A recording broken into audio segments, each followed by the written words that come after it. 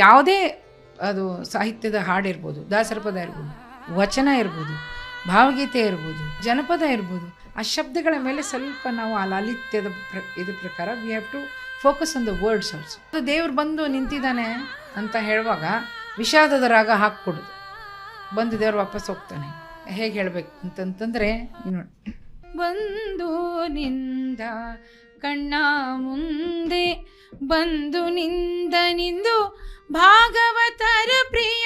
ಆ ರಸ ಸಿದ್ಧಾಂತದ ಪ್ರಕಾರ ಒಂದೊಂದು ರಾಗಕ್ಕೂ ಒಂದೊಂದು ರಸ ಇದೆ. ಭಜನ್, ಅಭಂಗ್, ಸೂಫಿ ಅಂದರೆ ಸ್ಟೈಲ್ ಈಸ್ ಮೋರ್ ಇಂಪಾರ್ಟೆಂಟ್, ಜನಪದ ಲೋಕ ಸಂಗೀತ.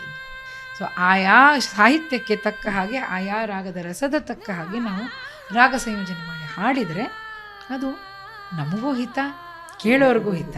ದಮಾದಮ್ ಮಸ್ತ್ ಕಲಂದರ್ ಅಲಿದ ಪೆಲಾನಂ, ದಮಾದಮ್ ಮಸ್ತ್ ಕಲಂದರ್ ಅಲಿದಮ್ ದಮ್ ದೇ ಅಂದರ್ ಲಾಲ್ ಮೇರಿ ಪಥ್, ಹಿಂಗೆ ಹಾಡಬೇಕು. ಫುಲ್ ಮನಸ್ಸಿನಿಂದ ಫುಲ್ ಜೋರಾಗಿ ಹಾಡೋದಕ್ಕೆ, ಫುಲ್ ಒಂದು ಎನರ್ಜಿಯಲ್ಲಿ ಹಾಡೋದಕ್ಕೆ ಜನಪದ ಸಂಗೀತ ಅಂತಾರೆ. Nagamandala, America, even till today people remember.